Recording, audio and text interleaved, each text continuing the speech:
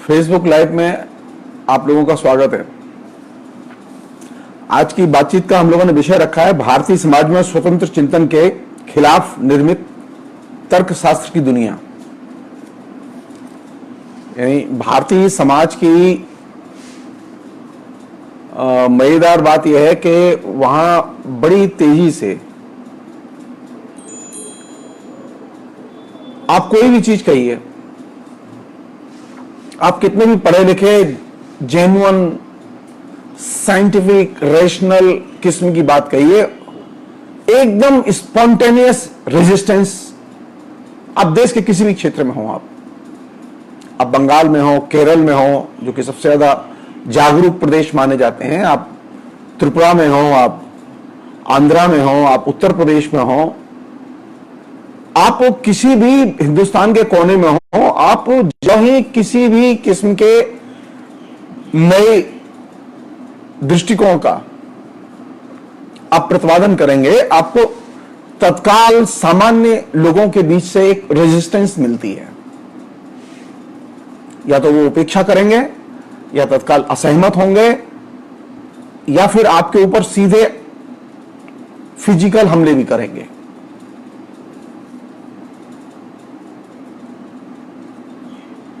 कहने के लिए भारत 21वीं शताब्दी में है, लेकिन भारत की जो पूरी की पूरी मनोदशा है, उस पूरी की पूरी मनोदशा का जो चरित्र है वो 21वीं शताब्दी के अनुरूप नहीं है।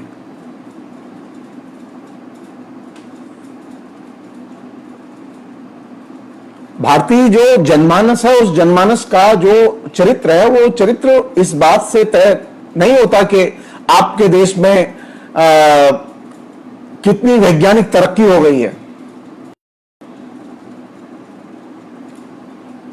भारतीय जनमानस इस चीज को बहुत ज्यादा महत्व नहीं देता कि आप कितने साइंटिफिक तौर पर तरक्की कर ली है। पहली चीज विचार की है कि ऐसी कौन सी चीज है जो कि भारतीय जनमानस को स्पॉन्टेनियसली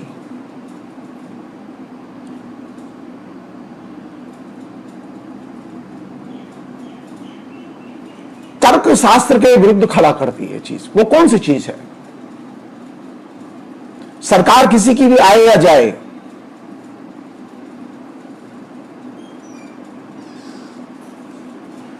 हमने ये चीज कई बार अनुभव की कि सरकार के जाने आने से लोगों को लगता है कि ये चीज बुनियादी तौर पर बदल जाएगी।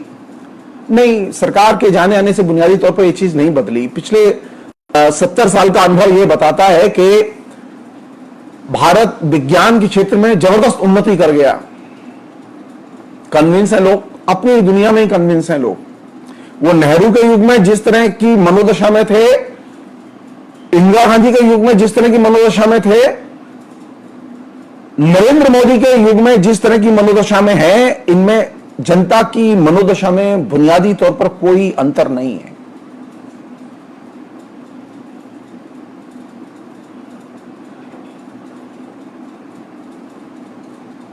क्यों मैं ये बात कह रहा हूं? ये चीज समझने की है कि भारतीय जो जनमानस है, वो भारतीय जनमानस क्यों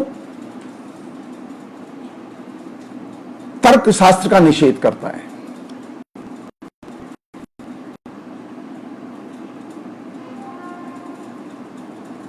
अब देखिए, आप बहुत साइंटिफिक सबको समझाया गया है।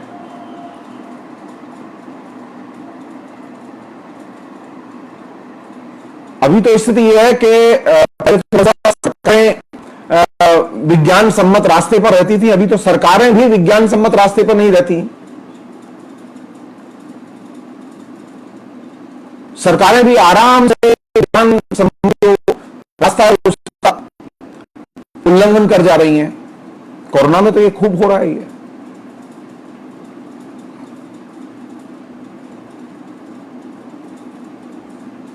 ये जो मनोदशा है कि विज्ञान और तर्कशास्त्र, ये भारतीय जनमानस के लिए अभी भी सेकेंडरी है और हाशिए के बाहर की चीज है। ये महत्वपूर्ण चीज नहीं है। ये क्यों है? ये मेरी चिंता की सबसे बड़ी चीज है।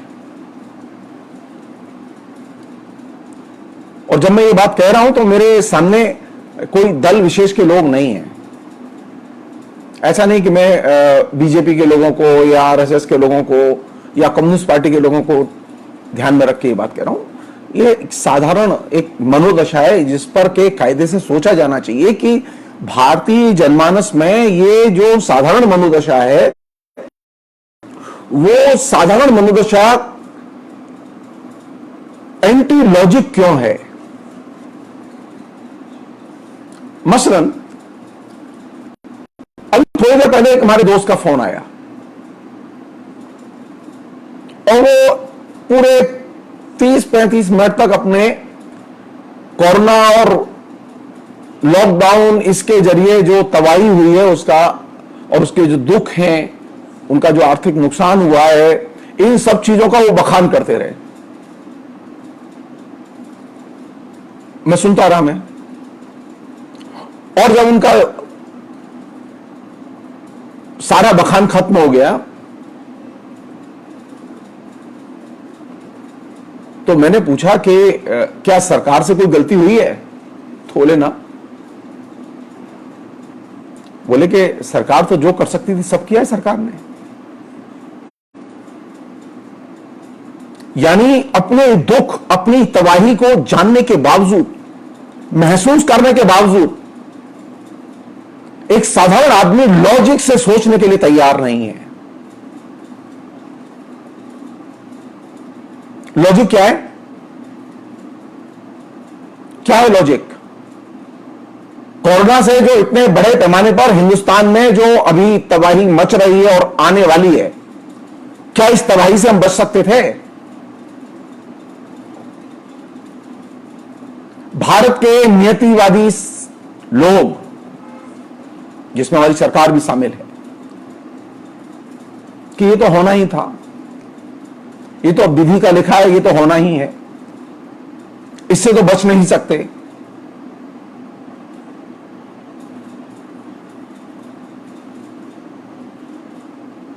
अगर आप ये कहें कि नहीं इससे बच सकते थे और ये नियम हो सकते हैं, ये नीति हो सकती है, ये तरीके हो सकते हैं, तो न तो सरकार सुनने के लिए तैयार है और न वह साधारण आदमी सुनने के लिए तैयार है जिसको कि इस कोरोना की महामारी ने तबाह कर दिया और सरकार की असफल दृष्टि ने एकदम जमीन में सुला दिया पूरी अर्थव्यवस्था को।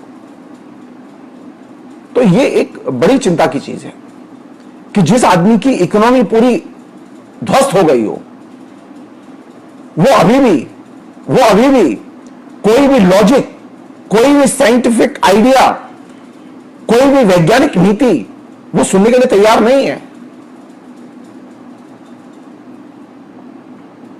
और अगर तबाही के बाद अगर चेतना का ये हाल है तो आप समझ सकते हैं जब उसका पेट भरा होगा तो वो कितने आराम में होगा और वो कितना इरेशनल सोच रहा होगा।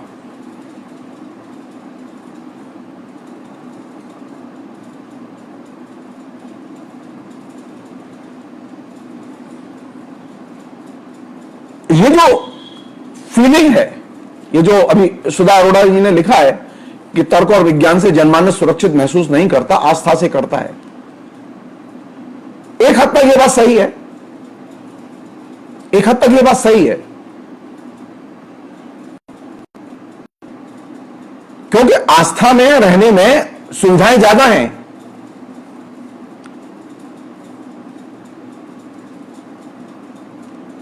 तर्क के जरिए सोचने में सुविधाएं उतनी नहीं है, बल्कि चुनौती ज्यादा है। और जब आस्था के जरिए हम सोचते हैं तो सवाल यह है कि हमारे केंद्र में कौन सी चीज रहनी चाहिए?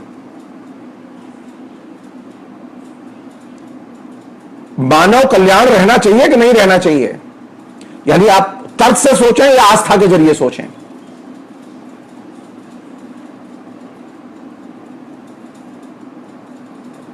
आपका दृष्टिकोण, एक साधारण व्यक्ति का दृष्टिकोण, सरकार का दृष्टिकोण, उसकी परीक्षा किस आधार पर होगी? जन कल्याण के दृष्टिकोण, जन कल्याण के सामाजिक परिणामों को देखकर होगी, मानव कल्याण केंद्र में होना चाहिए या आस्था केंद्र में होनी चाहिए?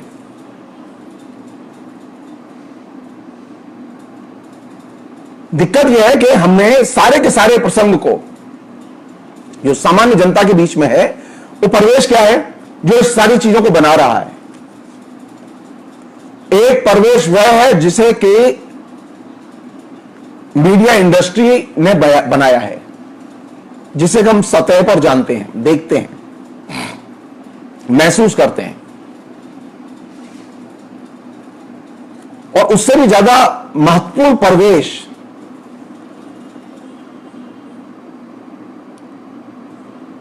वो जो ट्रेडिशनल परंपरागत समाज की जो मूल्य संरचनाएं हैं, आदतें और संस्कार हैं,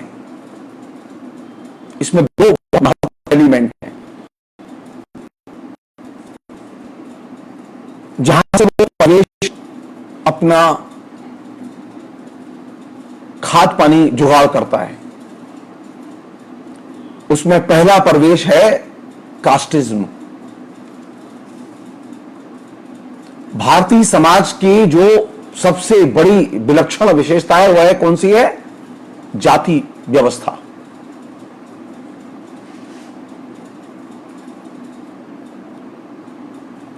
कास्टिज्म एक ऐसा सांस्कृतिक परिवेश, सामाजिक परिवेश, चेतना का परिवेश निर्मित करती है, उसके बारे में हम मिनिमम सोचते हैं। हम ये तो सोचते हैं कि ये जाति उत्पीड़न नहीं होना चाहिए, लेकिन ये जो जाति प्रथा है या जाति व्यवस्था है, ये जाति प्रथा या जाति व्यवस्था किस तरह का सांस्कृतिक परिवेश बना रही है या बनाए हुए है जिसमें कि हम लोग जीते हैं। उसने एक खास तरह के हमारे संस्कार और मूल्यबोध निर्मित किए हैं जिसमें कि हम लोग जीते हैं। वहां से बड़े पैमाने पर आंतरिक तौर पर रेजिस्टेंस आती है तर्क शास्त्र के खिलाफ।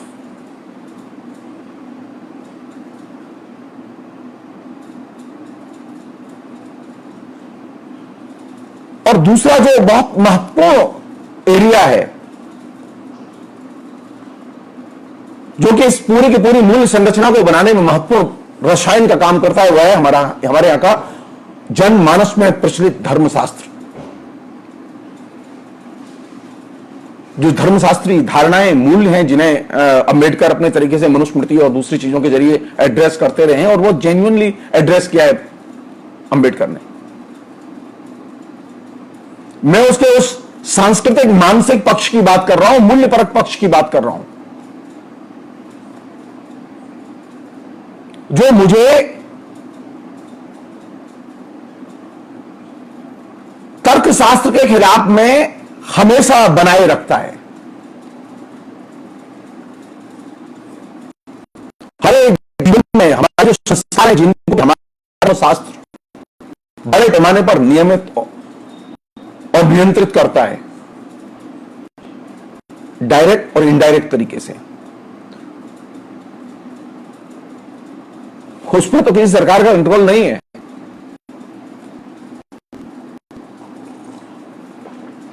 उसकी स्थिति क्या है? उस सांस्कृतिक परिवेश को हमने कभी चुनौती दी?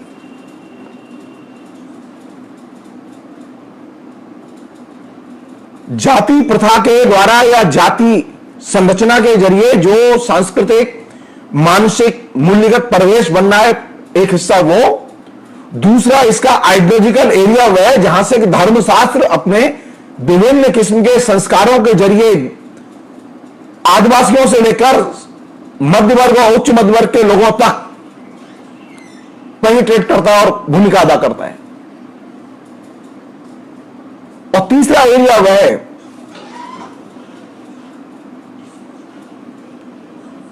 जिसे हम लोग अंधविश्वास कहते हैं, जिसे हम लोग पुनर्जन्म की धारणा कहते हैं। ये तीन बड़े एरिया हैं जहां से कि नेचुरली, स्वभावतः तर्कशास्त्र विरोधी मनोदशा भारतीय नागरिक की निर्मित की जाती है, बाय बर्थ, बाय प्रैक्टिस।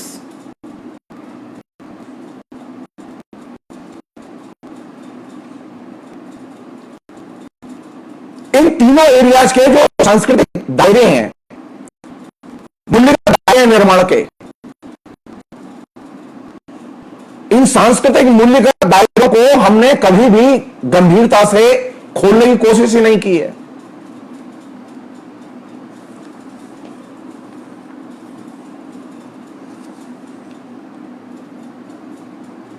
आप इससे बात कीजिए, ये चीज मैंने अपने छात्र जीवन में इंदिरा गांधी के जमाने में भी देखी, वो चीज अभी भी हम महसूस कर रहे हैं। वो चीज मैंने बाबू जयप्रकाश नारायण के जमाने में भी देखी।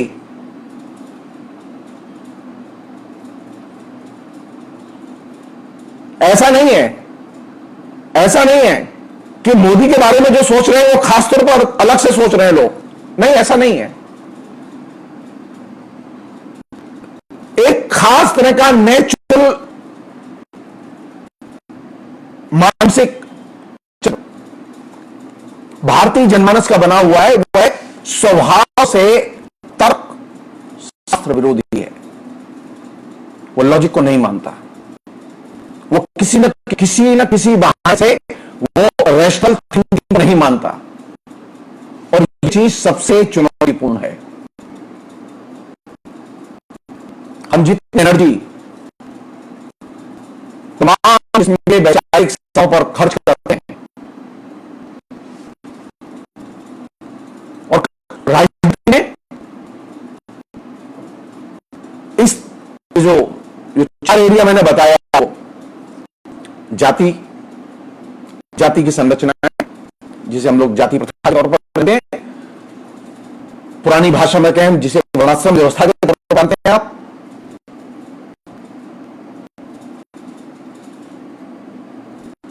और इस जाति और जाति प्रथा के अलावा जो चीज है वो एक प्राचीन धर्मशास्त्र और उसकी संरचनाएं और उसकी मूल्यबोध जो हमारे संस्कार और हमारी आदतों में रच बस गए हैं। विचारधारा वही है जो कि अंदर से रेजिस्टेंस पैदा करे। हमारे भारतीय जनमानस की जो स्वाभाविक मनोदशा है वो तर्कशास्त्र विरोधी है, और इस तर्कशास्त्र विरोधी मनोदशा को बनाया किन 4 चीजों ने। नंबर 1 जाति प्रथा, नंबर 2 प्राचीन धर्मशास्त्र और उसकी मान्यताएं और संस्कार, नंबर 3 अंधविश्वास, और नंबर 4 पुनर्जन्म की धारणा। इन 4 चीजों ने बड़े पैमाने पर भारतीय जनमानस को, चाहे वो साउथ का हो, चाहे वो नॉर्थ का हो, चाहे वो नॉर्थ ईस्ट का हो, वो किसी भी इलाके का रहने वाला हो, बुरी तरह से ग्रसित किया हुआ है।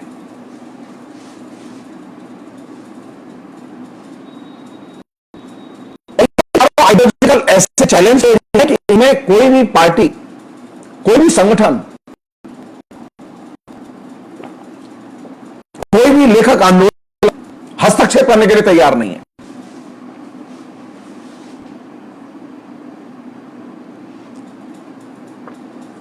सारे के सारे ऊपर से निकल जाते हैं। इसकी जो आइडियोलॉजिकल जो बुनियाद है, जो आइडियोलॉजिकल स्ट्रॉन्ग एरिया है लड़ाई के, आप उठा के देखिए पब्लिक डिस्कोर्स कितना है इस पर, कितना लिखा गया है इस पर, और जो लोग इस पर पब्लिक डिस्कोर्स करते रहे उनके साथ क्या हुआ कौन नहीं जानता। वे जो 3 साइंटिस्ट, तर्कशास्त्री जो मौत के घाट उतार दिए गए, लिबरल दौर में उतार दिए गए, वे कौन नहीं जानता इसे।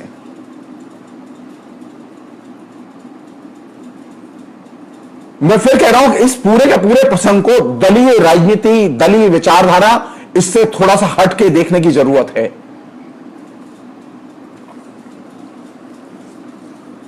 एक छोटी सी चीज है जिस पर कि आप लोग सोचें, आखिर ये जो 4 एरिया जो मैंने आपको सजेस्ट किए, यानी जाति प्रथा, धर्मशास्त्रीय मान्यताएं और मर्यादाएं और संस्कार, अंधविश्वास और पुनर्जन्म की धारणा, इन 4 चीजों को कौन सी ऐसी रचनाएं हैं, कृतियां हैं जिन्होंने कि सबसे ज्यादा इफेक्टिवली जनप्रिय बनाया है, जनता के एकदम सुदूरवर्ती इलाकों में भी वे लोग जो कि सामान्य से प्रचार से भी अनभिज्ञ हैं, वे भी इन 4 चीजों से ग्रसित हैं। और आज की बीमारी नहीं है, ये सैकड़ों साल से चल रही है। ये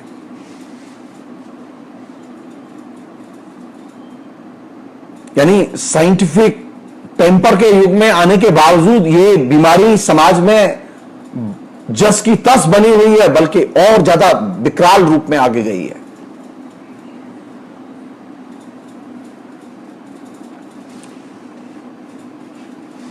कौन सी ऐसी रचनाएं हैं जो कि जनमानस का इन 4 चीजों के बारे में दृष्टिकोण निर्मित करती हैं? देवीप्रसाद चट्टोपाध्याय ने बहुत गंभीरता से काम किया इन सारी चीजों पर।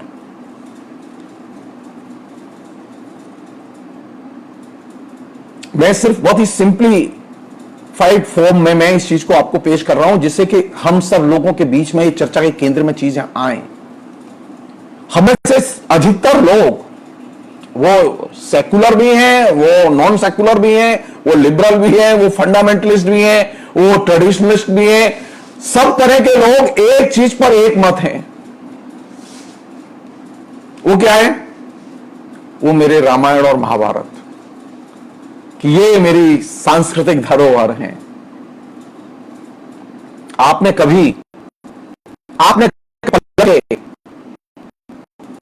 रामायण और महाभारत की जो भूमिका है, रामायण महाभारत के अंदर जो आइडियोलॉजिकल जो प्रचार है,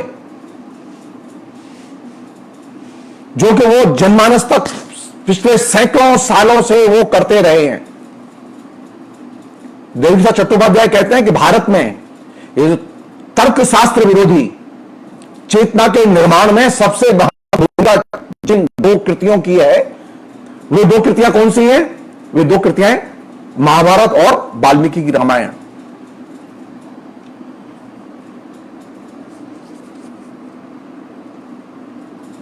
हम में से बहुत सारे लोग कभी सोचते ही नहीं हैं, कभी प्रश्न ही नहीं खड़े करते। हम लोग बहुत खुश होते हैं कि रामायण शुरू हो गया। हमने कभी रामायण में निहित जो आइडियोलॉजिकल और हथियार है, जिससे कि हमारी बुद्धि, हमारे विवेक, हमारी तर्क शक्ति, हमारे तर्कवादी जो मन है, उसकी जो हत्या होती है, उस पर कभी हमने ध्यान ही नहीं दिया।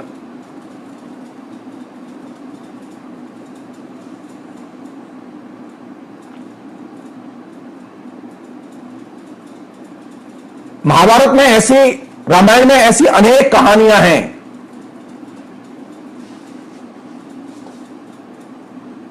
जो हमें डराती हैं और खास तरह से समझाती हैं।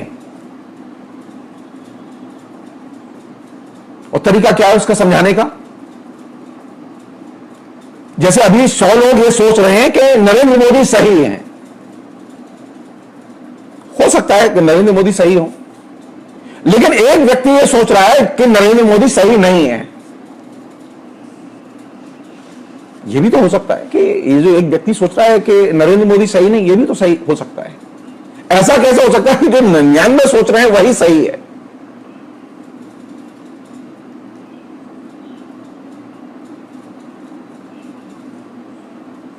हमारे यहां ये धारणा है और लंबे समय से धारणा है, जिसको कि हमारे जेहन में उतारा गया है। उदाहरण क्या है? स्वतंत्र चिंतन का निषेध करो। हम स्वतंत्र चिंतन के आधार पर चीजों को देखने के लिए तैयार ही नहीं होते।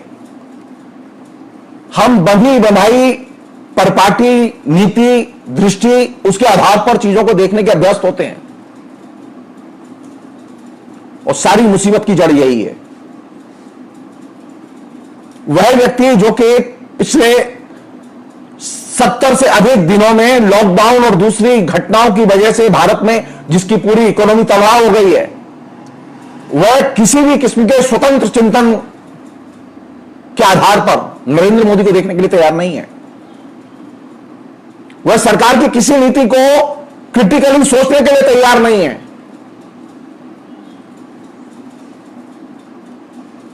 उसका मानना है कि सरकार जो कर रही है सही कर रही है। इंदिरा गांधी के जमाने में भी यही सोचते थे लोग, सरकार जो कर रही है सही कर रही है।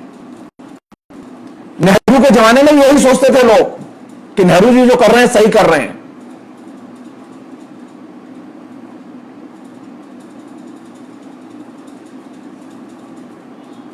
अरे ये भी तो हो सकता है ना, नेहरू जी कर रहे हैं वो गलत हो। ये किसने कहा कि आपसे जो सरकार कर रही है वो सही कर रही है? इस लाइन पर सोचो। सो बुनियादी समस्या कहां है? बुनियादी समस्या सरकार आए या जाए या नहीं, बुनियादी समस्या समाज में है कि समाज का बहुसंख्यक हिस्सा, बहुसंख्यक शिक्षित समुदाय स्वतंत्र चिंतन के आधार पर सोचता ही नहीं है। सवाल ही नहीं खड़े होते उसके बीच में।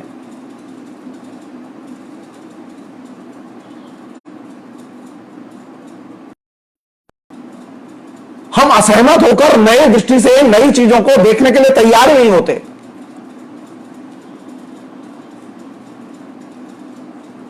सो भारतीय चिंतन ने, भारतीय धर्मशास्त्र ने, हिंदू धर्मशास्त्र जिसे हम लोग कहते हैं, जिसे हम लोग जाति प्रथा कहते हैं,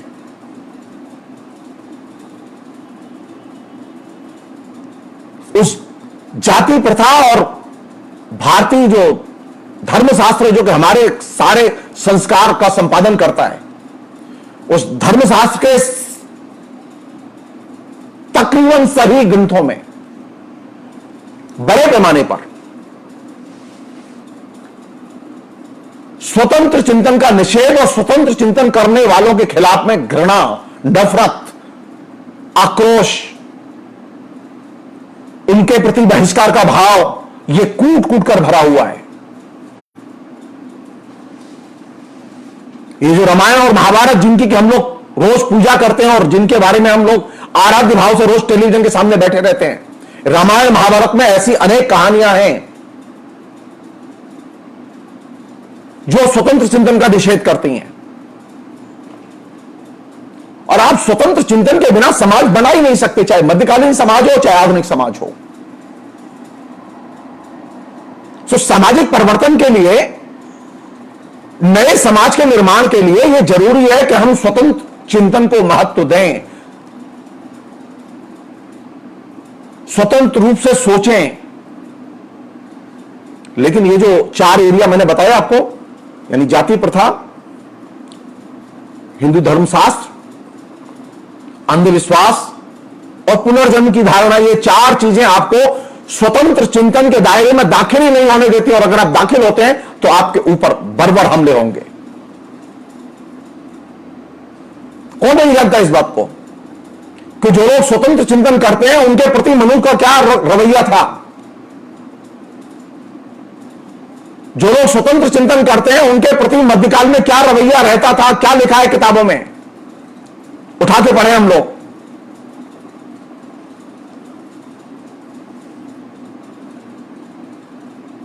तो स्वतंत्र चिंतन के आधार को ही जब चुनौती दी जाएगी, स्वतंत्र ढंग से सोचने के नजरिए को ही जब चुनौती दी जाएगी, और अगर स्वतंत्र ढंग से कोई सोचेगा तो क्या कहा गया? कहा गया कि अगर कोई स्वतंत्र ढंग से सोचे तो उसकी कानों में शीशा पिघला के डाल दो, उसे बहिष्कृत करो।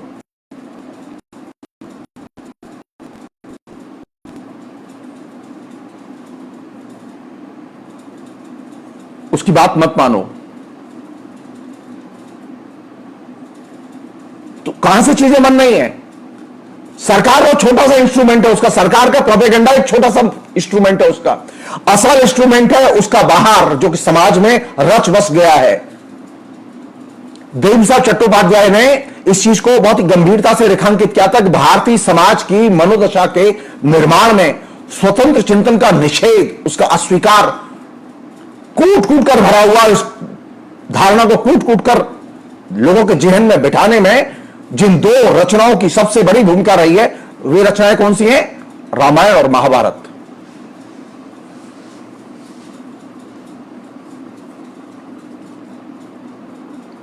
तो हम जब संसार में रहते हैं और खुल के बातें करते हैं तो हमने खुल के कभी पलट के देखा कि हम स्वतंत्र चिंतन को क्यों एक्सेप्ट नहीं कर पाते? क्यों हम बने बनाए पैटर्न में ही सोचते हैं? वो चाहे वो समाजवादी हो, चाहे वो लोकतंत्रवादी हो, चाहे वो सांप्रदायिक हो, चाहे वो फंडामेंटलिस्ट हो, चाहे वो आतंकवादी हो, सब में ये कॉमन बीमारी है।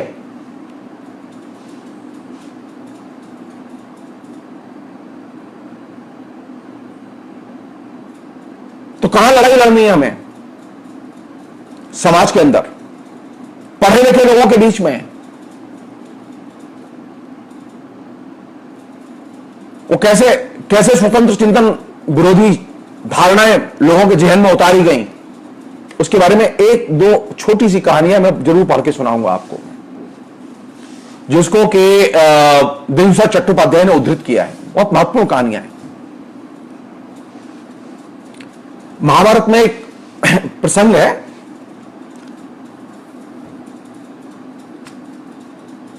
भीष्म युधिष्ठिर को एक लंबा उपदेश देते हैं और उस लंबे उपदेश में इंद्र और कश्यप संबंधी एक रोचक कहानी सुनाते हैं।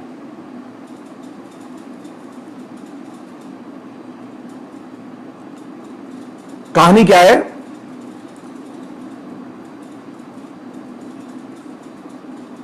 कि एक समय अपनी विशाल संपत्ति के कारण मदांध एक व्यापारी ने कश्यप गोत्र के एक ब्राह्मण को अपने रथ से कुचल दिया था।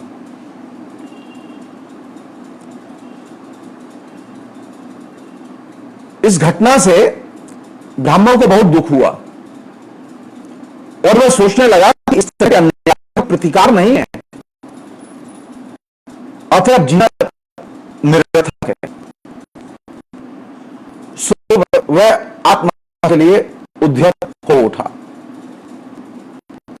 आत्महत्या से रोकने के लिए सगाल के रूप में प्रकट होते हैं, नीच श्रेणी के रूप में जन्म लेकर भोले जाने वाले दुखों को बड़े विस्तार से बताते हैं।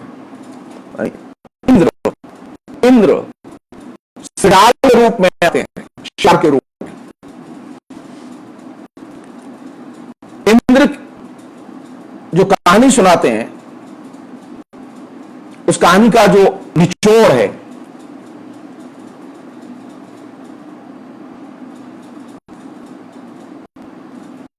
इंद्र कहते हैं मनुष्य के रूप में और विशेष रूप से ब्राह्मण के रूप में जन्म लेना बड़े सौभाग्य की बात है और जानबूझकर ऐसे जीवन को नष्ट नहीं करना चाहिए।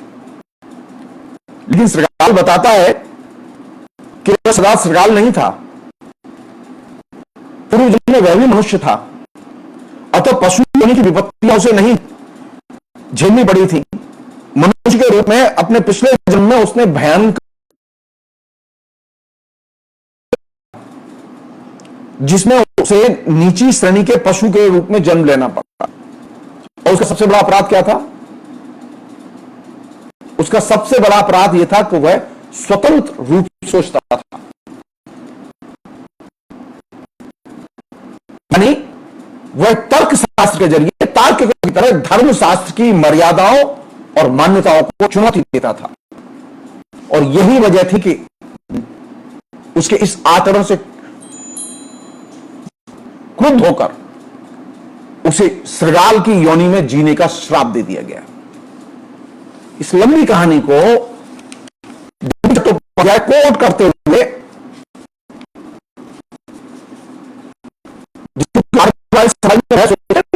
ये स्वतंत्र चिंतन करने वाले कौन लोग थे? कभी सोचा आपने?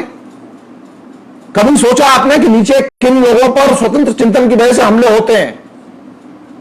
क्यों उन्हें चुनौती दी जाती है? प्राचीन शास्त्र में उनको नास्तिक कहते थे।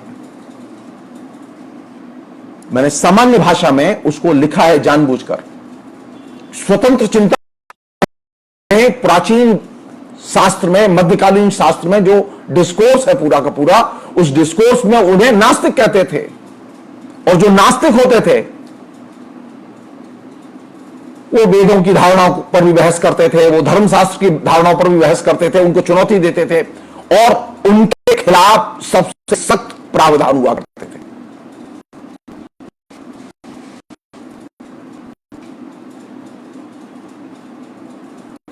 हमारे यहां जो स्वतंत्र चिंतन का जो ऐसा निषेध, और नास्तिक वे लोग नहीं थे जो कि भगवान वाला चक्कर नहीं है, नास्तिक वे लोग होते थे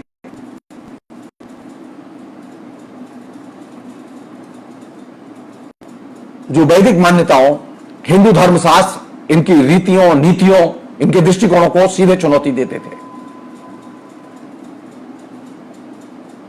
हम लोगों ने क्या किया कि हम लोगों ने एक ऐसा सिस्टम डेवलप किया, एक ऐसी आदत डेवलप की कि हमारे यहां स्वतंत्र चिंतन के लिए समाज में अब कोई जगह ही नहीं है।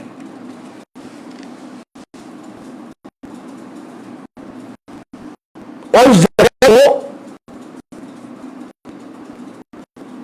उन्नीता सच्चिदानंद ने लिखी है कि स्वतंत्र चिंतन का मतलब प्रहार करना नहीं होता, बल्कि वे भी, आप भी, हम भी सब स्वतंत्र हैं।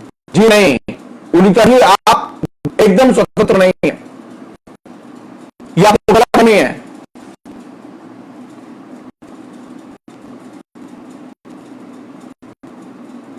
आप वहीं तक स्वतंत्र हैं जहां तक आपका धर्मशास्त्र आपको स्वतंत्रता की अनुमति देता है। संविधान लीजिए, संविधान तो बहुत आगे की चीज है, और संविधान एक हद के बाहर आपको स्वतंत्रता की अनुमति नहीं देता।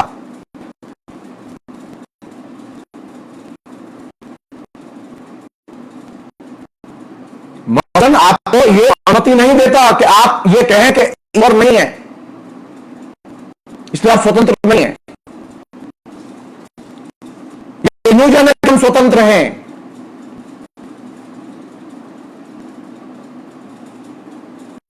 ये इल्यूजन है, ये कॉन्स्टिट्यूशन हमारे उन तमाम बंदिशों को बनाए रखता है जो कि हमारे धर्मशास्त्रों ने बनाई थी, उनको तोड़ता नहीं है।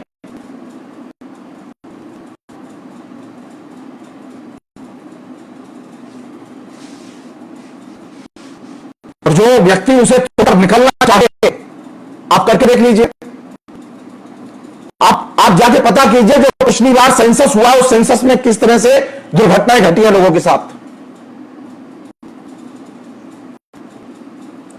मेरे घर सेंसस के लोग आए तो उन्होंने पूछा आपका धर्म क्या है, मैंने कहा कि मेरा कोई धर्म नहीं है। तो उसने कहा सनातन धर्म होगा आपका। अरे मैंने कहा मेरा धर्म नहीं है। बोले नहीं, आप तो हिंदू नाम है आपका। यानी वो मानने के लिए तैयार नहीं है सेंसस वाला कि कोई धर्महीन प्राणी भी हो सकता है। और यही तो स्वतंत्र चिंतन का निषेध है। यही वो बुनियादी जगह है जिस कैटेगरी को वो दर्ज करने के लिए तैयार नहीं है। और ये बहुत स्ट्रांग प्रैक्टिस है।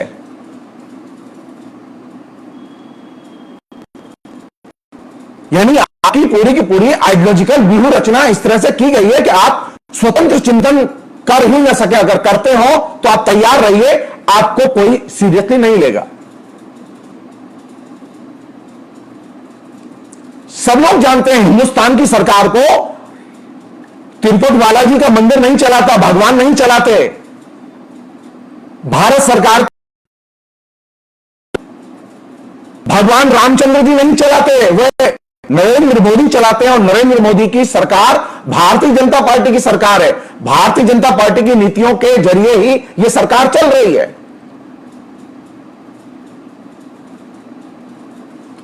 तो अगर इस सरकार की असफलता होती है तो उसको सवाल किए जाने चाहिए कि नहीं किए जाने चाहिए, और अगर किए जाने चाहिए तो क्या साधारण व्यक्ति में वो चेतना है?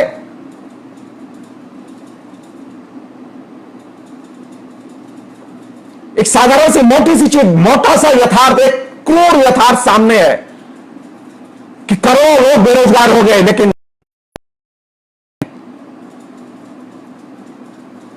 कैसे हो सकता है ये? कोई चिंता नहीं है, कोई टेंशन नहीं है, करोड़ों लोग बेरोजगार हो गए, कोई दिक्कत नहीं है। लाखों लोग कोरोना से प्रभावित हो रहे हैं, कोई दिक्कत नहीं है, सब नॉर्मल है। और अगर आप इसके खिलाफ बोलेंगे तो ये आपदा प्रबंधन कानून के तहत आपके खिलाफ कार्रवाई हो सकती है, वो मुझे भी उठा सकते हैं।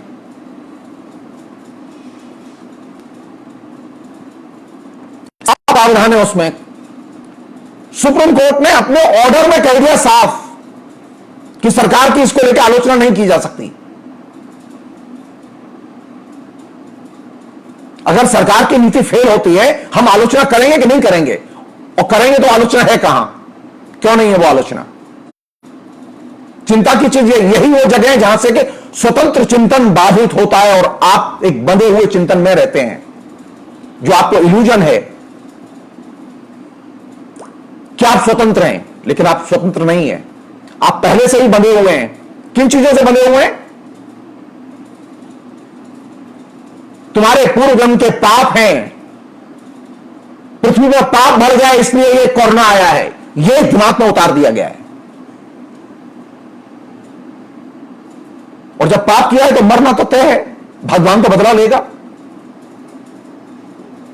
ये जो कॉमन सेंस और स्ट्रॉन्ग कॉमन सेंस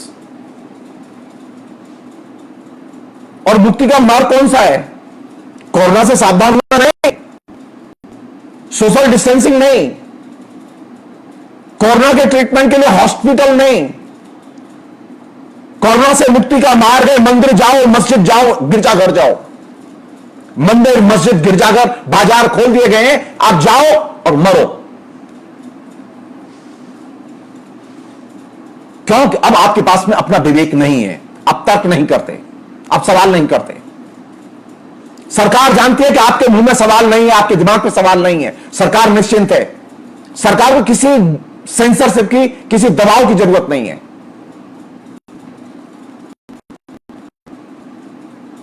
क्योंकि आपने भी मान लिया है कि सरकार को तो जो करना था कर चुकी है, अब इससे ज्यादा क्या करेगी सरकार?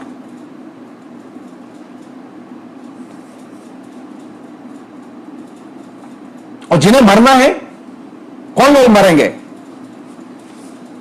कौन लोग इस विपदा के सबसे ज्यादा टारगेट बनेंगे? अरे विदेशों से लौट के आए ना, वो भी मजदूर ही है, हवाई जहाज से लौट के आए वो बाई चांस की बात, वो करोड़ों लाखों बार काम करते हैं, वो भी मजदूर हैं। वो वहां से अरबपति लौटकर नहीं आया, कोई करोड़पति विदेश से लौटकर नहीं आया हवाई जहाज से। हवाई जहाज से जितने लोग लौटकर आए हैं वे सब मजदूर लौटकर आए हैं। भारत में भी जो पैदल लोग अपने घरों को लौटे इस विपदा में लौटे हैं।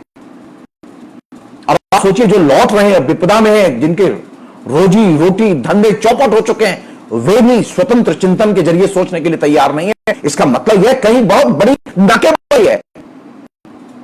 दिमाग बहुत गहरे बंधे हुए हैं हमारे।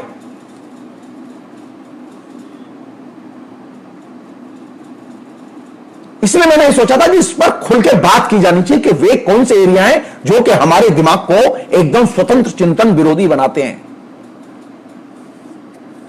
जो ही आप कहेंगे कि सरकार की गलती है, अरे यहां अगर कांग्रेस की सरकार होती तो उसकी भी गलती होती। अगर कांग्रेस की सरकार यह कर रही होती तो उसको भी हम दोषी ठहराते इसी शब्द में। मसलन राहुल गांधी प्रधानमंत्री होते और राहुल गांधी कोरोना के टाइम पर इस तरह से लॉकडाउन खोल देते, और लॉकडाउन एकदम बाढ़ की तरह, जैसे बाढ़ आती है ऐसे अभी फैल रहा है। मैं क्यों कर रहा हूं ये बातचीत? क्योंकि मुझे मालूम नहीं है कल तक मैं मर नहीं सकता हूं। रविन्द्रनाथ की भाषा में कहूं तो मेरे जीवन का एक छोर मृत्यु से बना हुआ है। मैं कभी भी मर सकता हूं, कोई गारंटी नहीं है। मैं घर में रहता हूं, इसकी कोई गारंटी नहीं है कि मेरे अंदर कोरोना का असर नहीं होगा। तो मुझे लगता है कि मैं जितना आपसे बातचीत कर रहा हूं उतना ही मेरा है। मैं अपना दुख में, अपना गम में क्यों समय दे रहा हूं? क्यों ना हम नई बातें करें? क्यों ना हम नए प्रश्न खोलें अपने जीवन के? और सबसे बड़ा प्रश्न जो कि मुझे बार बार उद्वेलित करता रहा है मेरे छात्र जीवन से, वो ये कि हमारी परंपरा में, हमारे धर्मशास्त्र में, हमारी जाति प्रथा में, हमारे भाग्यवाद में, हमारे पुनर्जन्म की धारणा में, हमारे अंधविश्वास में नए प्रश्न खड़े करने की अनुमति नहीं है। स्वतंत्र रूप से सोचने की अनुमति नहीं है। स्वतंत्र रूप से सोचने पर मैं फेसबुक पर कई बार लिख चुका हूं, जब मैं फ्रीली एक्सप्रेस करता था और फ्रीली बोलता था और अपने पिता के सामने छोटा था मैं, तो मेरे पिता मेरे एकदम जम के पिटाई करते थे मेरी। मैं ब्राह्मण का बेटा। मेरे पिता जब निरुत्तर होते थे और वो किसी प्रश्न का ठीक से उत्तर नहीं दे पाते थे तो सिर्फ एक ही अस्त्र होता था, दर्द दो।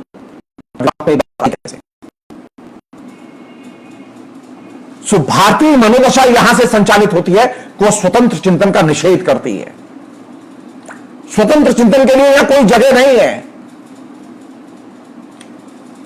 किसके लिए जगह है यहां आज से नहीं, बहुत लंबे समय से आप सारे काम कर सकते हैं। आप पॉलिटिक्स कर सकते हैं, आप वैज्ञानिक चिंतन भी कर सकते हैं। मैं क्यों इतनी अकल से बात कर रहा हूं आपसे, क्योंकि मेरे पास एक मंदिर है और एक नहीं कई मंदिर हैं। मैं जाति से चतुर्वेदी भी हूं, तो मेरे पास में एक धर्म की आड़ है।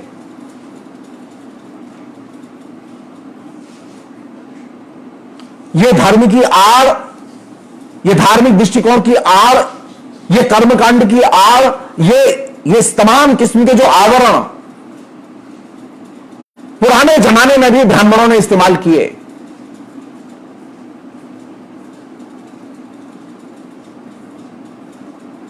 सत्य की रक्षा के लिए। आप सारी बात कहिए, लेकिन इतना सिर्फ जोड़ दीजिए कि यह जरूरी है। मसलन एक मैं आपको एक बहुत मजेदार चीज बता रहा हूं। मसलन मैं तो ज्योतिषी हूं ना, तो मैं ज्योतिष का काम भी करता हूं और बहुत ही श्रद्धा से काम करता हूं। मैं बार बार कह चुका हूं कि ज्योतिष के साथ में कर्मकांड का कोई संबंध नहीं है। लेकिन दिक्कत यह है कि ज्योतिषी कर्मकांड के बिना ज्योतिष का कार्य व्यापार संपन्न ही नहीं कर सकता। वो मदद तो कर सकता है एस्ट्रोलॉजी के जरिए, लेकिन क्या वो कर्मकांड के बिना मदद कर सकता? ये दिक्कत ब्रह्मगुप्त के सामने भी थी, ये दिक्कत भास्कराचार्य के सामने भी थी, ये दिक्कत बराहमिन के सामने भी थी और ये दिक्कत आर्यभट्ट के सामने भी थी।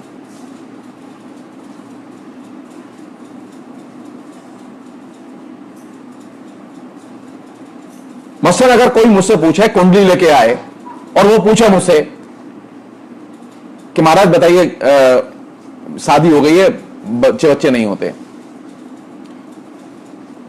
बेटा कैसे होगा, पुत्र प्राप्ति का योग है कि नहीं है, या संतान प्राप्ति का योग है कि नहीं है,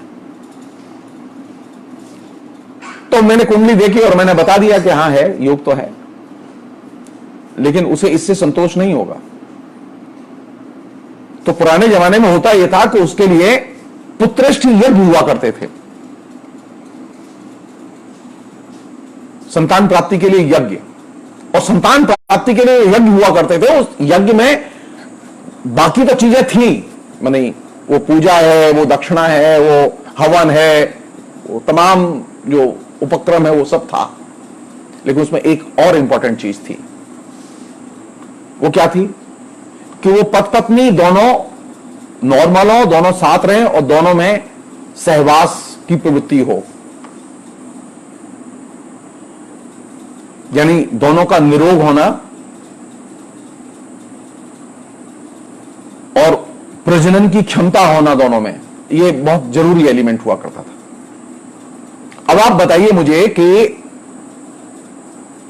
पुत्रेष्ठी यज्ञ करके अगर पुरुष या स्त्री में से कोई भी प्रजनन क्षमता से रहित है और उसकी कुंडली में योग भी है, उसने यज्ञ भी किया है, तो क्या उसके संतान होगी? नहीं होगी। सो इंपॉर्टेंट चीज कौन सी है? संतान के लिए इंपॉर्टेंट चीज है स्त्री पुरुष दोनों का प्रजनन की दृष्टि से सक्षम और स्वस्थ होना, न कि यज्ञ, न कि मंत्र। न कि कुंडली।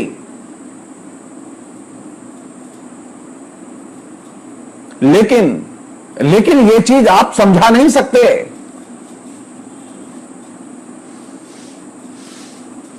और यह एक दिन की बात नहीं है, यह एक दिन की बात नहीं है। सैकड़ों सालों से यह जहन में उतार दिया गया है कि हमारे जो संस्कार हैं वो बहुत महत्वपूर्ण हैं। हमारी जो सांस्कृतिक धार्मिक मान्यताएं वो बहुत महत्वपूर्ण हैं। और इस सांस्कृतिक धार्मिक मान्यताओं के केंद्र में कौन सी चीज है? मेरी दिलचस्पी इसमें नहीं है। मैं आपसे साफ कहूं, मेरी दिलचस्पी इसमें नहीं है कि भगवान है या नहीं है। मैं ईश्वर के अस्तित्व और यह अस्तित्व नहीं है इसको लेके जो डिबेट है मैं उसमें जाना ही नहीं चाहता। मेरी कोई दिलचस्पी नहीं है उसमें। मेरी इसमें भी कोई दिलचस्पी नहीं है कि लोग मंदिर जाते हैं, कि वो जाएं या न जाएं, मेरी कोई दिलचस्पी नहीं। उनकी इच्छा है मंदिर जाएं, उनकी इच्छा है मंदिर न जाएं, मेरी दिलचस्पी नहीं है। मेरी दिलचस्पी यह है कि मानव कल्याण के लिए कौन सी चीज महत्वपूर्ण है। स्वतंत्र चिंतन महत्वपूर्ण है कि नहीं है।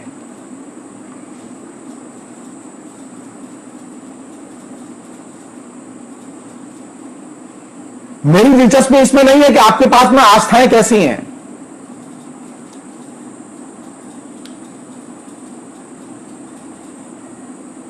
मेरी दिलचस्पी इसमें है ही नहीं। मेरी दिलचस्पी इसमें है कि आप समानता के दृष्टिकोण में विश्वास करते हैं कि नहीं करते, और आप जिस धर्म को मानते हैं, आप जिस धर्मशास्त्र को मानते हैं, क्या वो समानता में विश्वास करता है? अगर वो समानता में विश्वास नहीं करता तो धर्मशास्त्र को छोड़ दो। वास्तविकता क्या है कि हिंदुस्तान की अधिकांश जनता धर्मशास्त्र में विश्वास करती है, और ये धर्मशास्त्र ने हमारे जीवन में एक चीज उतार दी है, वह है समानता विरोधी नजरिया। सबको बहस नहीं होती। वह जो परंपरागत श्रम विभाजन, डिवीजन ऑफ लेबर, औरत है तो वो क्या करेगी, पुरुष है तो क्या करेगा। अरे कम से कम स्त्री पुरुष, वो मजदूर किसान छोड़ो, स्त्री पुरुष दो प्राणी हैं। इन दोनों के बीच में क्या हमारा धर्मशास्त्र समानता की दृष्टि से व्यवहार करता है? अगर करता है फाइन, और नहीं करता है तो छोड़ दो, आगे निकल जाओ। और मानव कल्याण के लिए समानता बेहद जरूरी है। आप संविधान जाने या ना जाने, आप भगवान को माने, महत्वपूर्ण है कि संविधान में जो चीज कही गई है उसे स्पिरिट में लाने के लिए संविधान की एक ही चीज महत्वपूर्ण और मूल्यवान है, वह समानता। समानता की कसौटी पर धर्मशास्त्र को भी कसा जाना चाहिए और भगवान को भी कसा जाना चाहिए।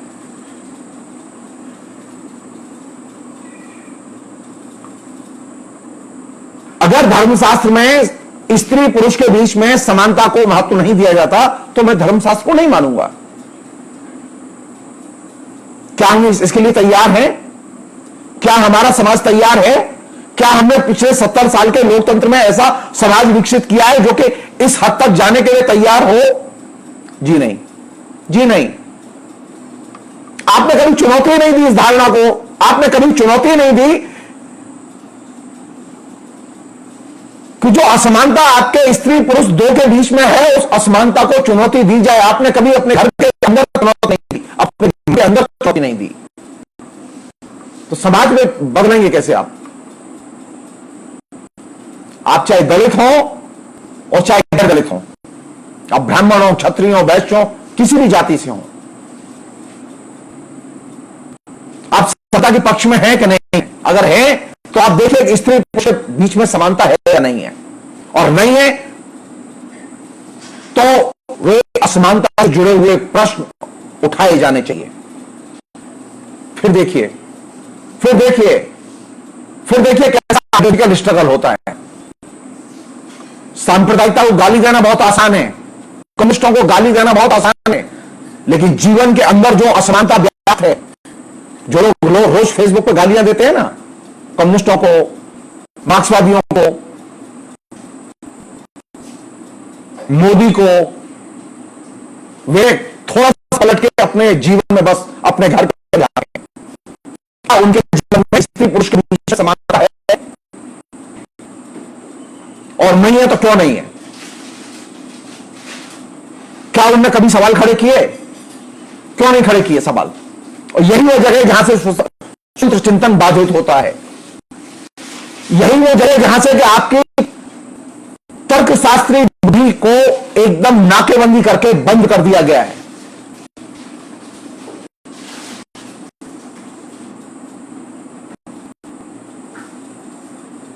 वो आपकी श्रुतियां, वो आपके उपनिषद, वो आपके महावाक्यों से भरे हुए और महान आख्यानों से भरे हुए एपिक महाकाव्य, वे असमानता के एकदम पुलिंदा हैं।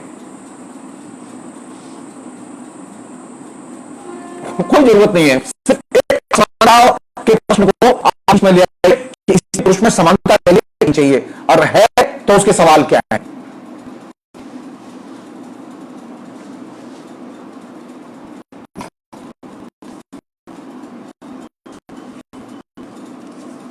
एक और चीज है जिसपे सोचा जाना चाहिए कायदे से, वो ये कि क्या हम सिर्फ आस्था के बलबूते पर जिंदा रह सकते हैं?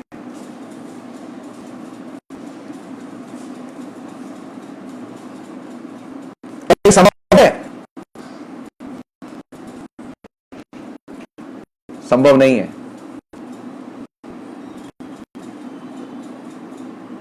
आस्था के बलबूते पर मानव विकास संभव नहीं है। आपने आस्था की थी, पिछले 6 साल से आस्था लिए बैठे हैं आप।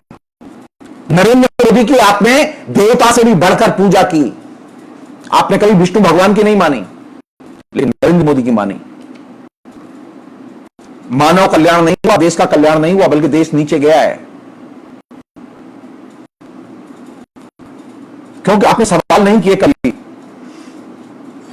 नरेंद्र मोदी जो नीतियां लागू कर रहे हैं, वे नीतियां कैसी हैं, उसे देश का भला होगा या बुरा होगा, आपने कभी पलट के सवाल नहीं किया। आप आस्था के साथ जुड़े रहे हैं, और आपका ये आस्था के साथ जुड़े रहना आपको एकदम रसल तक ले गया है।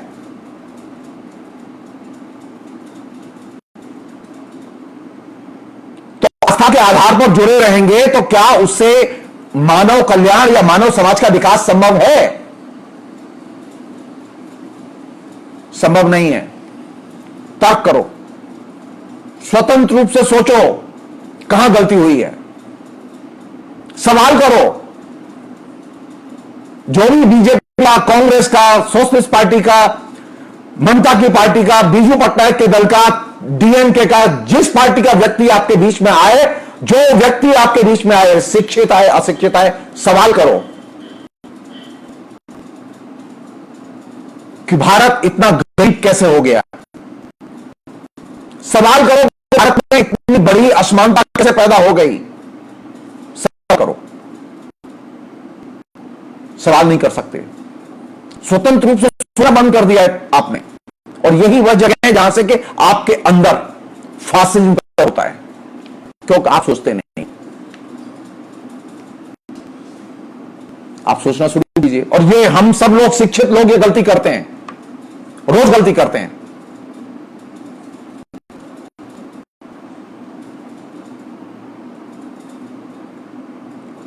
सरकारें आएंगी और जाएंगी। आज नरेंद्र मोदी है, कल नहीं रहेंगे। वो कोई अमृत पी के नहीं आए कि वो अब जिंदगी भर वो ही रहेंगे, वो ऐसा नहीं है, वो जाएंगे। सवाल है कि आप जिंदा रहेंगे या नहीं रहेंगे। क्या जिंदा रहने के लिए आस्था पर्याप्त चीज है? जी नहीं। जिंदा रहने के लिए स्वतंत्र रूप से सोचना और तर्क बुद्धि के आधार पर सोचना बहुत जरूरी है। बिना इसके आप जिंदा नहीं रह सकते।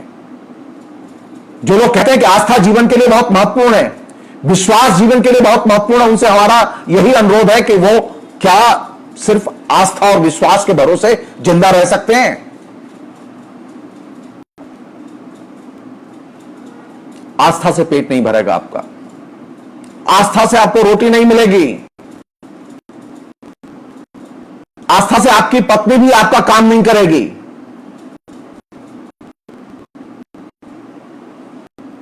आस्था और विश्वास बोगस चीज है जिसको आप सबसे मूल्यवान माने हुए हैं।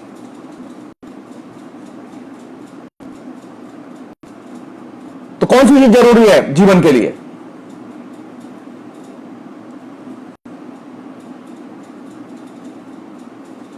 तार्किक ढंग से सोचना जरूरी है या आस्था के रूप में जीना जरूरी है?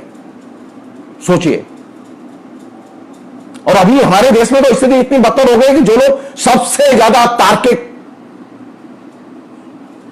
पितवादी माने जाते हैं वे सबसे ज्यादा आस्थावान हो गए। हमारा न्यायालय, हमारे न्यायाधीश, सबसे बुरा समय है हमारे जीवन का। जो सबसे जहीन बेहतरीन वकील माने जाते हैं, जो ब्रेन माने जाते हैं, वे आज पूरे के पूरे अपने विवेक को, अपनी पूरी स्वतंत्र चेतना को गिर भी रख दिया सिर्फ पैसे के लिए।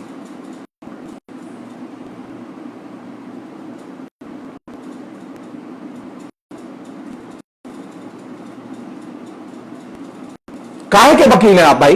काहे के प्रोफेसर हैं आप? क्या आप नहीं ले सकते, सवाल खड़े नहीं कर सकते? काहे के प्रोफेसर हैं आप?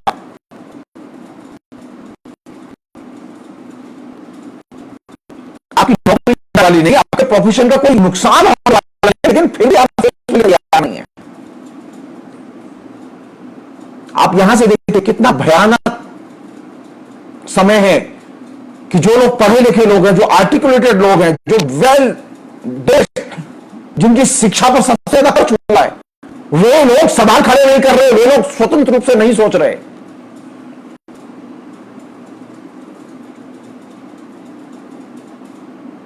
एक जज ने ये जजमेंट नहीं दिया लिखकर के सरकार बताए कि इतने लोग बेरोजगार कैसे हो गए। एक जज को ये चीज अभी तक समझ में नहीं आई कि वो ये बताए कि हिंदुस्तान का फेलियर कहां हुआ है कोरोना में। वो इंतजार करते रहते हैं सरकार एफिडेविट दे। अरे सरकार एफिडेविट देगी, आपको क्या बुद्धि मिलेगी उसे?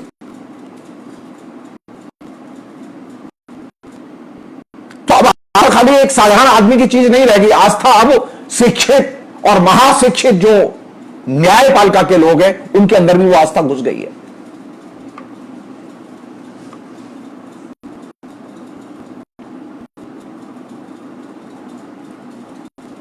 इससे आगे थोड़ा सा जाइए आप। अगर आप आस्था के दायरे में रहेंगे तो आप तय मानिए आपके पास में दो ही ऑप्शन है। आप आस्था के आधार पर या तो टेररिस्ट बनेंगे या कॉम्युनल बनेंगे।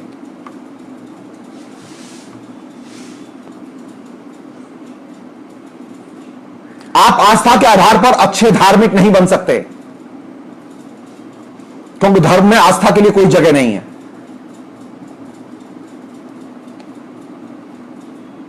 आज के जमाने में लोकतंत्र में, मॉडर्न पीरियड में आस्था का मतलब है कॉम्युनल बनना या फासिस्ट बनना या फिर टेररिस्ट बनना या पृथकतावादी बनना। तो आस्था का रास्ता सिर्फ तीन दिशा में जाता है। आपने अगर आस्था का आंचल पकड़ा है तो आप तय मानिए आप इन तीन में से कोई ना कोई एक रास्ता जरूर ग्रहण करेंगे। इसलिए बेहतर है कि आप आस्था के रास्ते पर न जाएं।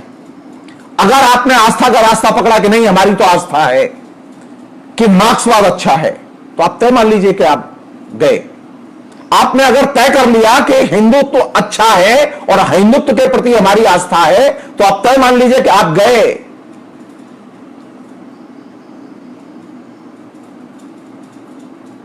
आस्था के आधार पर जब व्यक्ति की चेतना का निर्माण और संचालन होगा तो उसके पास में तीन ही ऑप्शन है, या तो वो सांप्रदायिक या फासिस्ट बने, या फिर वो टेररिस्ट बने, या फिर वो पृथकतावादी बने।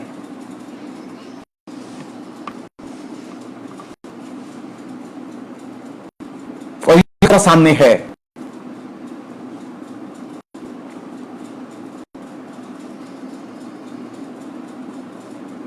धर्म के प्रति अगर आस्था आपकी होगी तो आप मान लीजिए कि आप बहुत ही भयानक रूप से बर्बाद होंगे।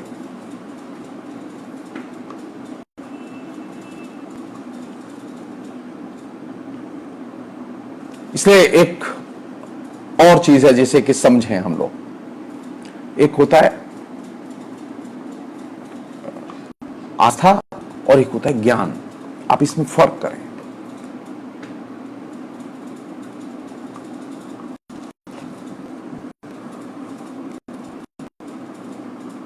मसलन जब हम ये कहते हैं कि ये आदमी बहुत पढ़ा लिखा है लेकिन मोदी जी के साथ है,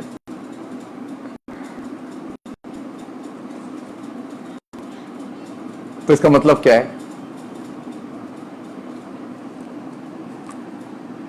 उसके बाद नॉलेज है, लेकिन उसकी जो आस्था है वो बहुत खतरनाक है। मैं मार्क्स बहुत पसंद करता हूं, मैं भगवान की भी पूजा करता हूं, लेकिन आस्था जैसी किसी भी चीज को मैं नहीं मानता।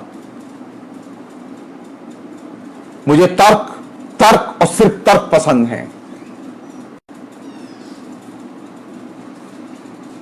मुझे स्वतंत्र चिंतन पसंद है। मैं किसी भी हद तक जाने के लिए तैयार हूं स्वतंत्र चिंतन के क्षेत्र में।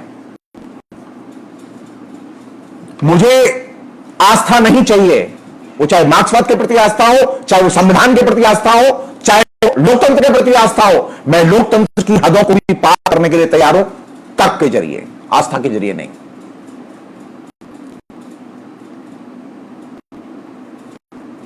तो मनुष्य के विकास के लिए, मानव कल्याण के लिए जो चीज जरूरी है वो कौन सी? स्वतंत्र चिंतन, न कि आस्था।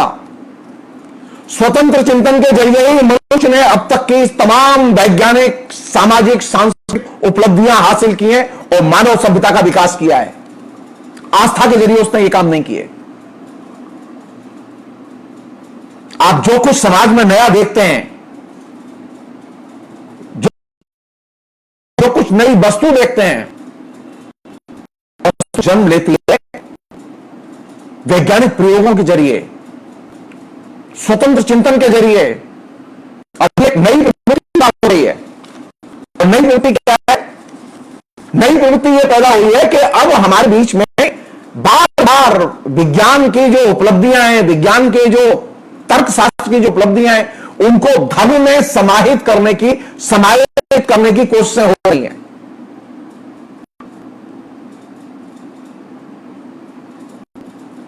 कम से कम विज्ञान कांग्रेस इससे मुक्त हुआ करती थी, लेकिन अब विज्ञान कांग्रेस तो मोदी सरकार आई है, अब तो विज्ञान कांग्रेस के मंच पर सीधे लोग कहते हैं क्या ये बातें कर रहे हैं आप कि हवाई जहाज, रॉकेट, अरे ये तो हमारे यहां प्राचीन काल में था। स्टाइल है, ये स्टाइल क्या है? ये स्टाइल वो है कि विज्ञान को धर्म के अंदर समायोजित करो, आस्था के अंदर समायोजित करो।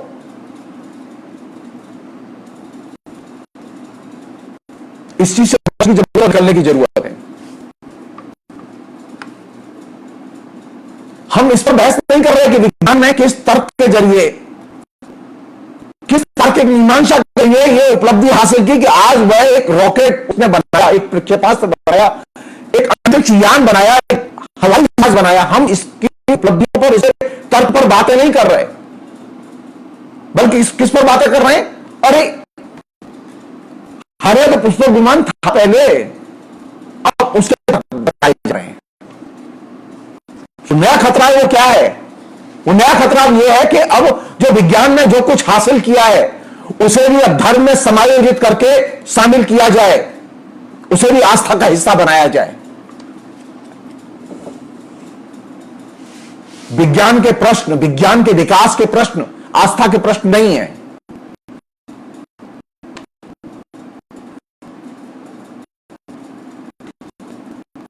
मौजूदा सरकार के सवालों, मौजूदा सरकार जो सवाल हैं, बीजेपी और आरएसएस के लोग, वो विज्ञान के सवालों को भी आस्था के प्रश्नों से जोड़कर उनके साथ घाल मिल करके पेश कर रहे हैं। इसने मामले को और जटिल बनाया है।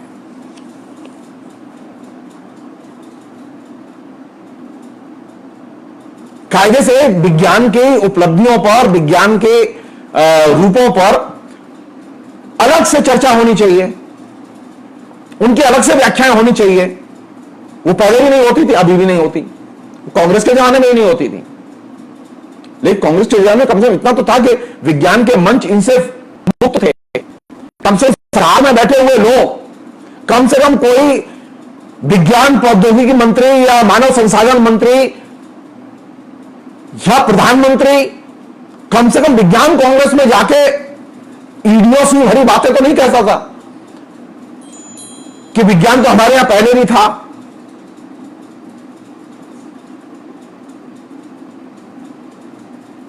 नहीं, विज्ञान की चीजों को विज्ञान के तरीके से, विज्ञान के तर्कों के आधार पर जनता में डिस्कस किया जाना चाहिए। उन्हें धर्म के साथ में, धर्मशास्त्र के साथ में, धार्मिक आख्यानों या पौराणिक कथाओं के साथ में घालमेल करके समायोजित करने की कोशिश नहीं करनी चाहिए, जो कि हो रही है। और ये आपने जो थोड़ी बहुत तर्क शक्ति और स्वतंत्र चिंतन की शक्ति जो अर्जित की है, उसे अपहृत करने की कोशिश है।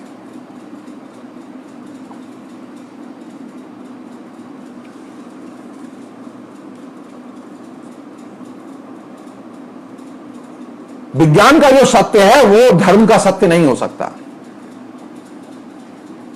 आज जो आपने जो कुछ वैज्ञानिक उपलब्धियां हासिल की हैं मनुष्य ने, वो इसलिए नहीं हासिल की कि उन्होंने चर्च में जाके बहुत पूजा की थी, ईसा मसीह की बहुत आराधना की थी, इसलिए वो विज्ञान की खोजें आई, द्वारकाधीश की पूजा की थी, या समुद्र महाराज की पूजा की थी, या भगवान राम की पूजा की थी, इसलिए वो खोजें आई।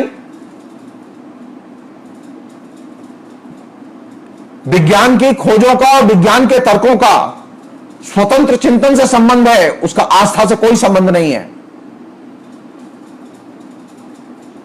उसका धर्म से कोई संबंध नहीं है। विज्ञान की संरचनाएं धर्म और ईश्वर की सत्ता और संरचनाओं से स्वतंत्र, उसके तर्क शास्त्र से एकदम मुक्त रूप में विकास करती हैं। लेकिन आपने ये जाल लोगों के बीच में फैलाया हुआ है, क्या है? और ये आज से नहीं हो रहा है। ये हमारे यहां वैज्ञानिकों का एक बड़ा हिस्सा अभी भी ईश्वर की सत्ता में विश्वास करता है, जान लीजिए। अभी भी हमारे वैज्ञानिकों में मेजॉरिटी वैज्ञानिक ऐसे हैं जो कि ईश्वर की सत्ता को मानते हैं, और यही वजह है कि वे तमाम किस्म की चीजों में विश्वास करते हैं।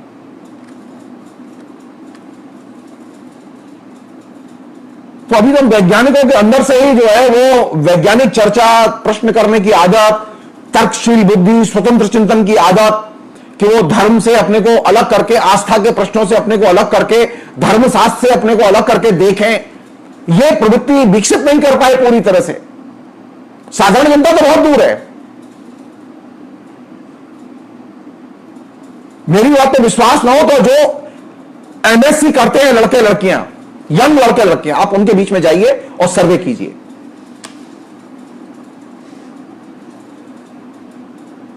आपको चौंकाने वाले रिजल्ट मिलेंगे।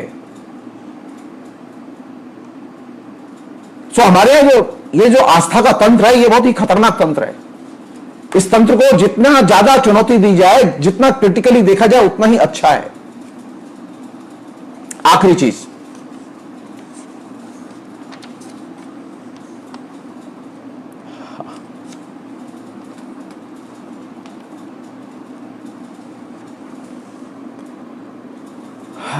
सवाल यह है कि ये जो पिछली बार मैंने एक बात कही थी, मतलब बादशाही पे मैं कामसूत्र पे क्लास कर की तरह से मैंने बातचीत रखी थी आपसे। हमारे यहां दो लोग हैं, बहुत इंपॉर्टेंट लोग हैं।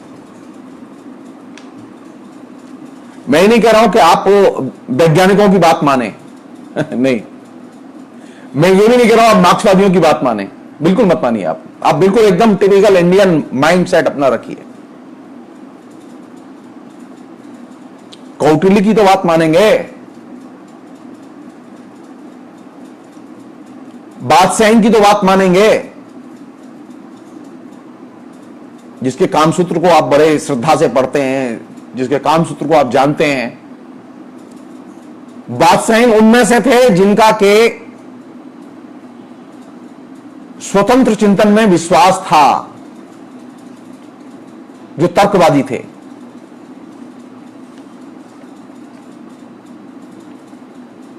उनकी ईश्वर के प्रति कोई आस्था नहीं थी।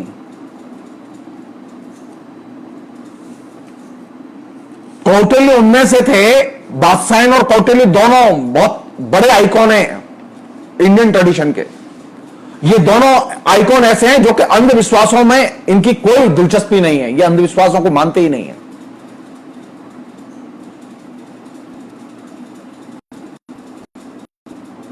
अगर आप स्वतंत्र ढंग से सोचना चाहते हैं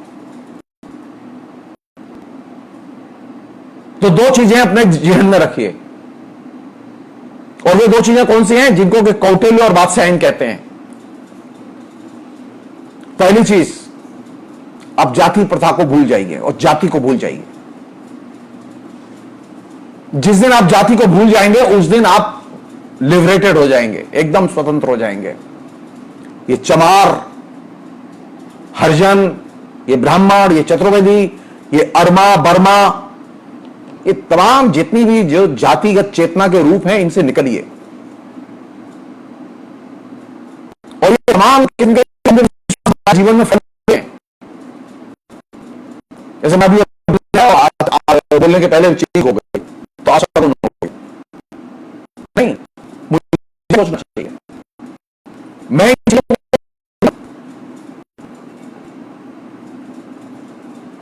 अंधविश्वासों में कोई आस्था नहीं होनी चाहिए।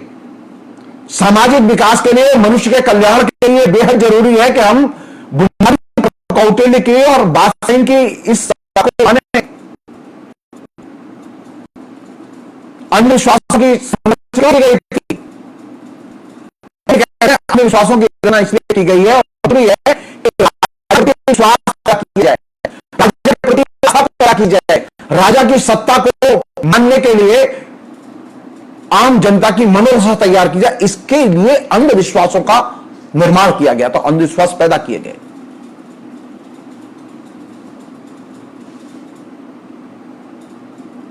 अब हम समानता के समाज में रहते हैं। आज बड़े छोटे का कोई भेद नहीं है। आज राजा और प्रजा का भेद नहीं है, बल्कि सब प्रजा है। नरेंद्र मोदी कहने के लिए प्रधानमंत्री है, लेकिन है तो नागरिक। नरेंद्र मोदी को कोई भेद नहीं है।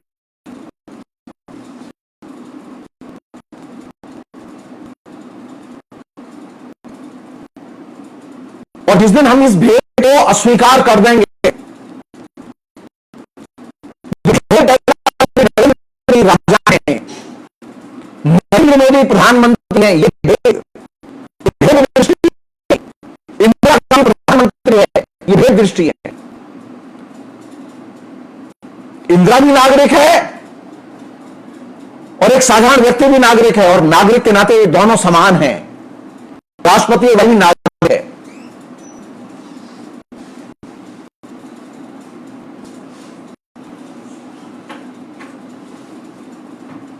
अंधविश्वास भेद दृष्टि पैदा करने में केंद्रीय भूमिका अदा करते हैं, और अंधविश्वासों की इस भेद दृष्टि को अस्वीकार करने के लिए बेहद जरूरी है कि आप अंधविश्वासों को न मानें। संविधान में लाख लिखा रहे कि राजा और प्रजा बराबर हैं। आप तय मान लीजिए, जब तक आपके बीच में अंधविश्वास है, आप इस चीज को एक्सेप्ट नहीं करेंगे, क्योंकि संविधान निर्माताओं ने अंधविश्वास के खिलाफ में क्या क्या कदम उठाए जाएं, इसका कोई प्रावधान नहीं किया।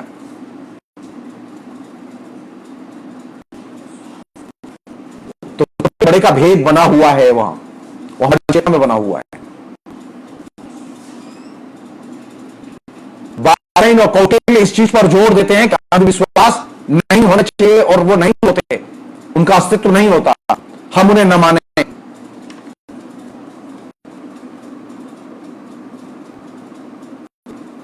और इस अंधविश्वास की धारणा से जब आप बाहर निकलेंगे तो मानव कल्याण की दिशा में आप लंबी छलांग लगाएंगे।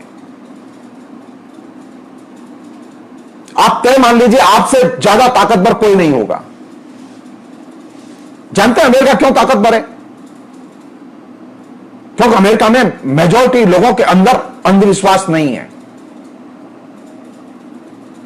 ये जो भी हाल में प्रोटेस्ट हुआ जिसके वजह से अमेरिका बिल्कुल हिला हुआ है, सारी दुनिया के शासकों की नींद उड़ गई है जनता सड़कों पर जिस हिसाब से निकली अमेरिका में।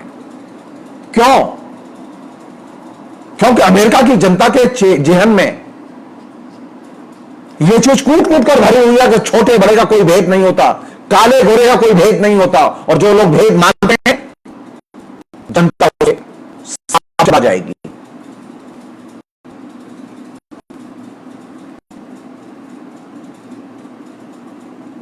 तो अगर सामाजिक भेद दृष्टि से बाहर निकलना है तो अंधविश्वासों को अस्वीकार करना बेहद जरूरी है। आरएसएस तो धराशायी हो जाएगा जिस दिन आपने अंधविश्वासों के प्रति आपने अनास्था व्यक्त की, आरएसएस गायब हो जाएगा। आपको बैन लगाने की जरूरत नहीं है।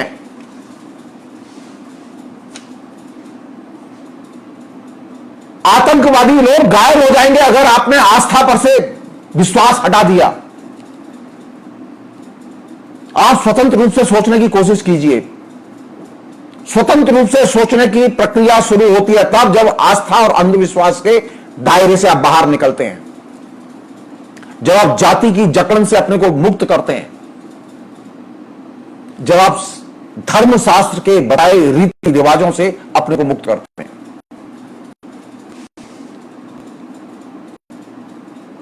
मुझसे ज्यादा धार्मिक नहीं हो सकते आप, लेकिन मैं धर्मशास्त्र की नहीं मानता, मैं नहीं मानता।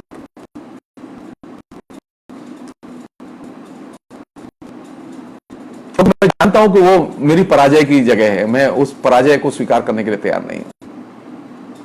मैं बहुत सारी चीजों में समझौता कर लेता हूं, लेकिन धर्मशास्त्र की जगह समझौता नहीं करता। मैं धर्मशास्त्रों में लिखी हुई बहुत सारी चीजें एकदम नहीं मानता, और बुनियादी चीजें तो एकदम नहीं मानता। मेरे पिता, मेरी मां, जिनको कि मैं बहुत प्यार करता था, जिन्होंने मुझे पाल पोस के बड़ा किया, मैंने अपने पिता के संस्कार किए क्योंकि लोग बहुत परेशान थे और कह रहे थे, लेकिन मैं कभी श्राद्ध नहीं करता।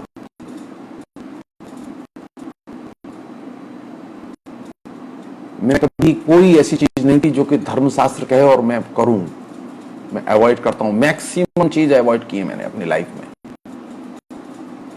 मैं ब्राह्मण हूं, मैं चतुर्वेदी भी हूं, मेरे पास मंदिर भी है, मैं पूजा भी करता हूं, लेकिन मैं धर्मशास्त्र पर विश्वास नहीं करता।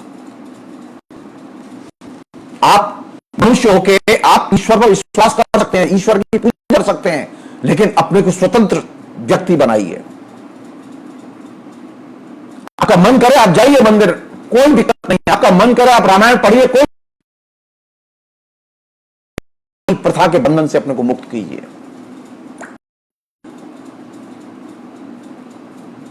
जिस समय आपने जाति प्रथा के बंधनों में सरेंडर कर दिया, आपने अपनी लड़ाई अपने हाथों खत्म कर दी।